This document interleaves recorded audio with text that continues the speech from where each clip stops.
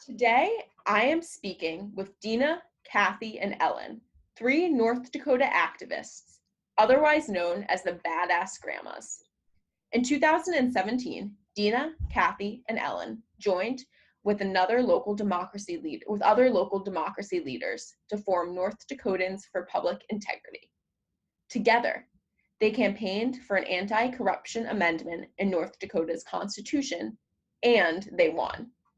When a teenage friend of Dina's grandson saw her picture on a campaign ad, he remarked, "Your grandma is badass." So the BadAss Grandmas earned their name. And in 2019, they launched the BadAss Grandmas movement. Today, the Grandmas continue to fight for a trustworthy, citizen-responsive democracy for their grandchildren and future generations. Dina, Chaffee, and Ellen, welcome and thank you so much for joining me today. Well, thank you, Emma. I'm very excited to learn more about the BadAss Grandmas and what a name it is. It seems that your identity as grandmothers is central to this movement. How does that identity inspire and shape your political work? Well, it drives me every day, and I do see some of my grandchildren on a regular basis, and I know I want this improvements in the world around us so that they can enjoy the democracy that we've grown up with. Another element of it for me is I have grandchildren, and I certainly identify. I think a lot of us who don't have grandchildren, but with age have some perspective on where our country has been and is going, and have a real sense of responsibility for the future. That people in the boomer generation, for example, especially women, have had some tremendous opportunities thanks to our foremothers and others in terms of suffrage and Title IX and all these things. So we've had great lives, and it's really important for us now that we are not as actively engaged in the workforce to make sure that the same kinds of opportunities will be available for future generations. So it's a real orientation toward the future. I like to say BadAss Grandmas is a state of mind, not a biological phenomenon necessarily. So it really seems to me that anyone can be part of the BadAss Grandmas movement. It's not so much the identity as a grandmother as the reminder of the future and what you're fighting Here's for. how you join. Declare yourself. Awesome. And there are so many aspects to creating a fair democracy. I'm wondering what inspired you to focus on anti-corruption work in particular? What got me started was personal experience, being a victim of corruption and trying to do something about it and being frustrated at every turn because I didn't understand how the system really works now. And the more I understand about how the system really works now, the more concerned I become, and the more I see the need for major change. And it turns out that when you think about it, we're all victims of corruption.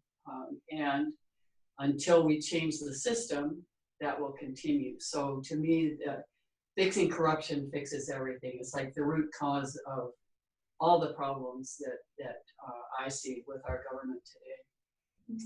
And I'm a first generation American. My parents came over from Germany in 1939. And I am very sensitive to the imbalance of any supermajority I get a little bit uneasy with. And it's certainly the case in North Dakota, where I am a Republican.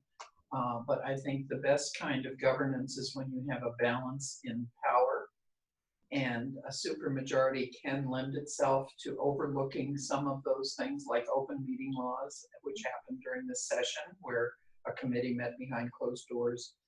Those kinds of things, those erosions, when you are able to do as you damn well please because you have a supermajority, that's not good. Well, it seems like the work you've been doing in anti-corruption has been very successful. You passed the anti-corruption amendment in North Dakota, or helped pass it. Can you take me into that moment when you heard that the amendment had passed? What were you thinking, and how did it feel to know you have been part of such successful pro-democracy work? For me, I was surprised that we didn't pass by more, because I thought, who in the world could be for corruption, right? And who would be against transparency, accountability? It just didn't make sense to me that people wouldn't be for Measure 1. When it did pass, it was exciting. It was very exciting to be part of, to be just one of many people who worked really very, very hard to make sure that it did pass. You know, it's really very rewarding, but the work just begins because there's a lot of pieces left. It needs to be implemented and done in the right way, and that's yet to be determined. It hit home with me when my daughter, in embracing us all, when we were hugging and amazed that it was over and with a goodly turnout. But she said, you know, Mom, you three, your group has changed the North Dakota Constitution. And that was, wow. We had never kind of moved forward to the idea in support of that North Dakota's Constitution used to have 13 articles. Now it has 14. So Article 14 is a reality. And that, you know, I agree, Chaffee, that it is surprising that we didn't win by more. And our polling a year ahead of time was much, much stronger. It's sobering to see how effective the anti-democracy forces can be. But we have an Article 14 now. Yes. And Chaffee, you mentioned that there's still more work to be done. Can you speak a little bit more to the work with the anti-corruption amendment, what still needs to be done to implement the full effect? Well, the first part is really to get the Ethics Commission up and running, and that's now being done. The majority leader, Senate majority leader, and minority leaders, and the governor are a team that have to select the Ethics Committee, and they all have to do this by consensus. So it's taking them a while to come to consensus on who the 5 people will be on that Ethics Commission. And then there's a couple of other pieces that don't take place for a couple of years. And Ellen, I'm going to let you know the dates right offhand, I bet. The dates are pretty much 2021 and 22 when things take effect. There's a interim legislative committee working now for the next 18 months or so on legislation for the 2021 legislative session. And that's an extremely consequential work because that's where the dark money provision of Article 14 will be implemented. And that's where the opposition is most determined to derail all of this. So the no gifts provision will take effect pretty soon. The Ethics Commission will put the frosting on that one. And then this whole dark money piece is going to be a continuing issue in North Dakota. So we're not sleeping at the wheel, but we do feel that there are other citizens that are stepping forward that will make sure that this is implemented constitutionally, in keeping with the Constitution, because a lot of the suggestions, the bills that were passed this past session, would not meet the constitutional muster.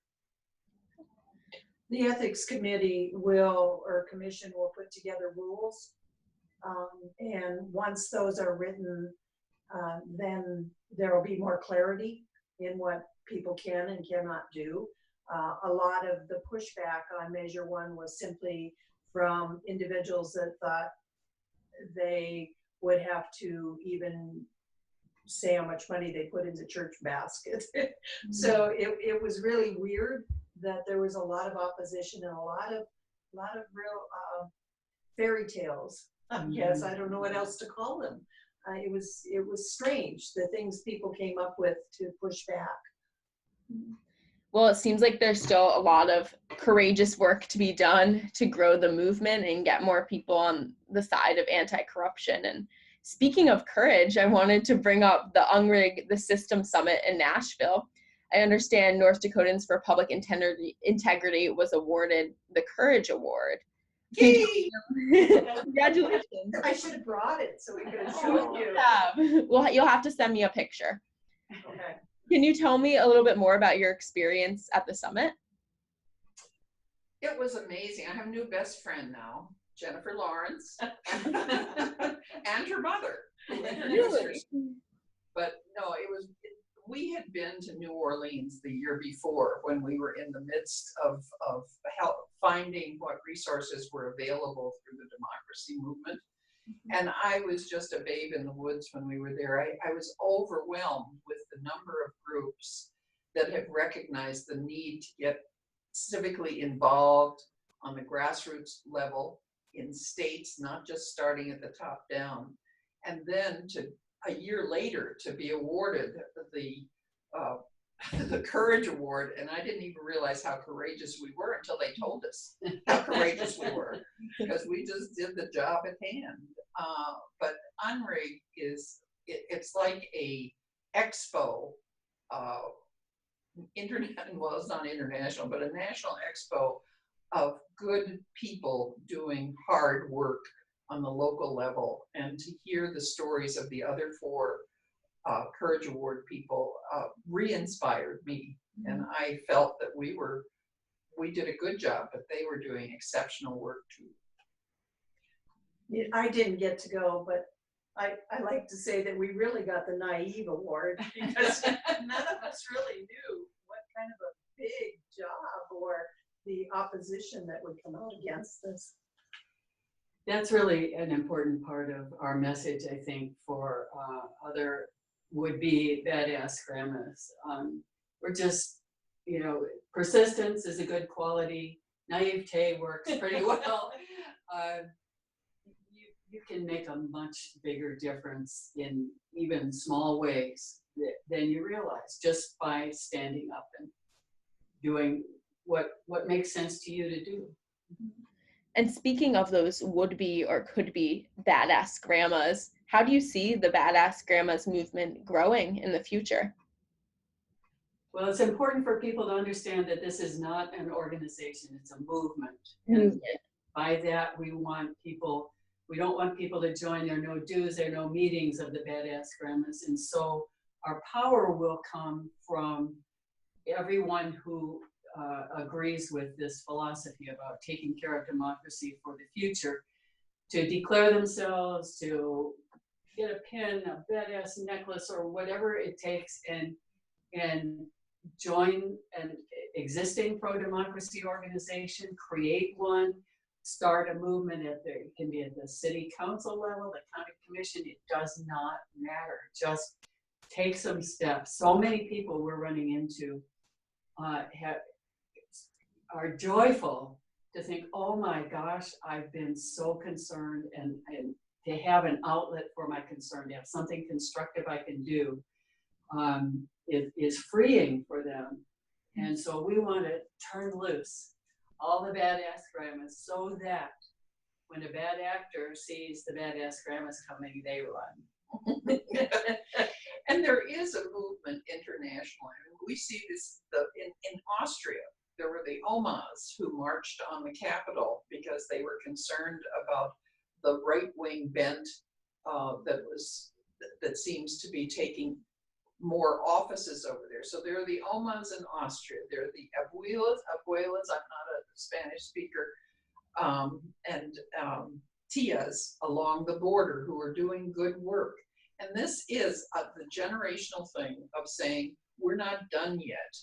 And as Ellen often says, we've got the time, talent, and treasure at our age in this group of boomers, and in my case, I'm pre-boomer, to do some good before we're done.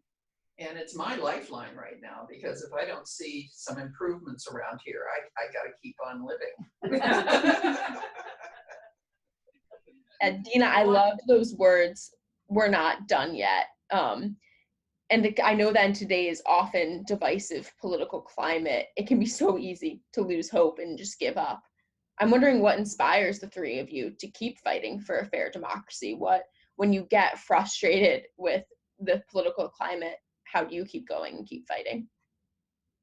Well, these two, we're in this together, the three of us, and I think we buoy each other up. But Chaffee has a story of her own. She's an independent. I'm a lifelong Republican. I'm a Democrat. And that was how our ad always began. Ellen saying, I'm a Democrat and I'm a Republican. But we're friends, and it's a collegial thing. And we don't have anything to gain by this, because none of us are going to run for political office. We're not out looking for our treasure. I mean, it's not going, I mean, these groups don't raise a lot of money to pay people. We're not looking for that. But it is to make sure, again, for our grandchildren, that there is a solid democracy and that their needs will be met, be it in education, all of the programs that I enjoy now as a senior citizen. I want them to be available to my grandchildren. Yeah, it's so young people inspire us. You inspire us, Emma. Thank you. And small donors inspire us, and major donors inspire us. I had never realized until recently that there are some people of great means who have made democracy their philanthropic priority. And our initiative had small donors from all over the country. One time I looked up a person who appeared to live in a trailer park in California near the ocean. Sure enough, this person does live in a trailer park, and this person gives $1 a month to an organization that fights for democracy. So when there's so much riding on this, I don't like to be overly emotional about it, but I kind of am getting that way. That we have to turn this country back to the people. We have to have a government we can trust, a government that's not run by the wealthy. And so, like Dina,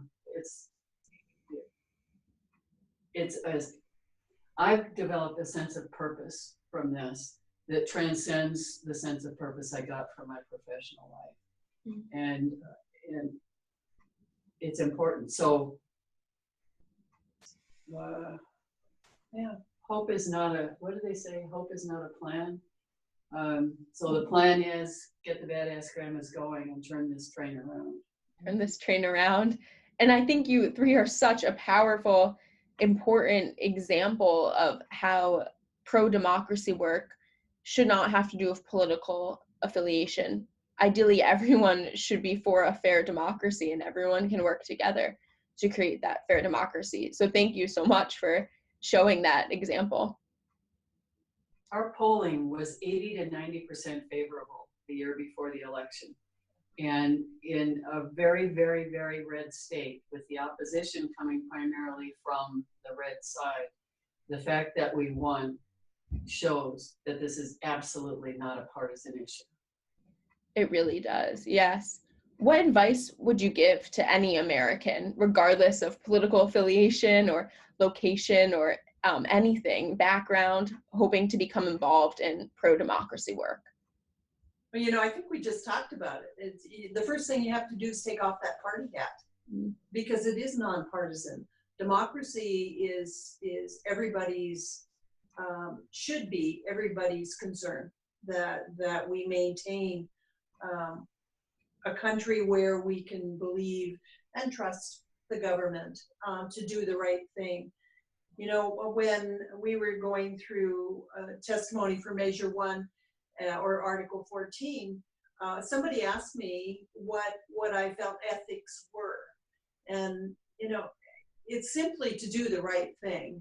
And I don't know if people know what the right thing is anymore. And that's very, very concerning. There seems to be an opinion that if it's not illegal, it must be okay. And that's not right. Ethics has nothing to do with being legal or illegal. It's doing the right thing, and not the right to do something. So I don't know. I just look around, and you asked earlier about inspiration, and I think that's what inspires me, is simply to get people to recognize and become aware that just because it's legal or illegal doesn't mean you can do it. I was around a bunch of people that were involved in the humanities program on, it's called We the People, for social studies students in high school level. And it's a deep dive into the Constitution and Bill of Rights, and they learn how to make judgments based upon those documents. I was impressed. I think that's what carries me forward, is that the younger generation has opportunity to learn what the basic rules of governance should be, what ethics are all about, and that inspires me for the future. One of the wonderful things about what you're doing is the website. So my advice to people who want to get involved is to explore the rest of this website, because there will be lots of connections that people can make. It's unbelievable how much is out there, and just find something that clicks with you and do something about it. There are all kinds of opportunities. Absolutely. Is there anything else any of you want to share about the Badass Grandmas movement or pro-democracy work in general? We didn't tell you about the sausage and caramel roll tour that we did. That was I would love to hear about it. on the campaign trail. We set out to hit small communities, and one of our measures or aims was to pick the best caramel rolls in the small town restaurants and the best sausage that was locally made. Now, there were ties all over the place, because you don't try to set people against you by picking winners and losers on that campaign.